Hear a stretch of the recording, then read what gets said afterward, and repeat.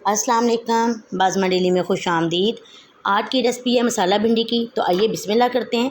Half cup से ज़्यादा oil लिया है मैंने और इसका तेज़ गरम कर लिया है और इसके अंदर हम शामिल करेंगे भिंडी है 1 किलो जितनी, लेकिन कटिंग करने के बाद जो है ये तकरीबन आधा किलो से कुछ ज़्यादा है।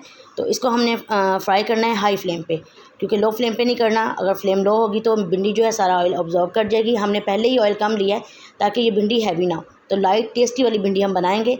तो अब हम इसको कर लेंगे अच्छे से फ्राई। हाँ जी, तो हमारी भिंडी बहुत अच्छे तरीके से फ्राई हो गई है और ऑयल भी हमारा काफ़ी सारा बच गया है।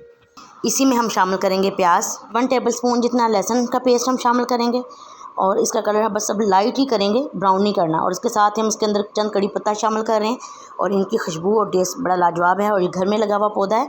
और इसको भी हम थोड़ा सा फ्राई करेंगे।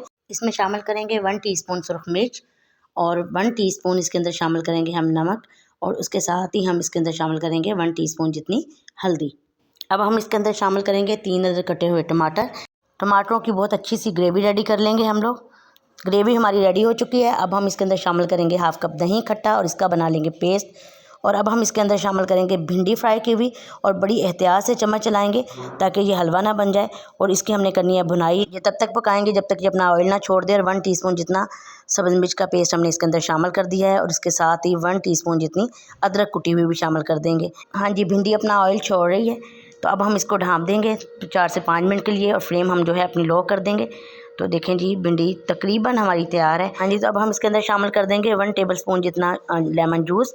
तो 2 या 3 नींबू से हमें ये मिलेगा, क्योंकि नींबू आजकल छोटे हैं और रस भी उनके अंदर कम है।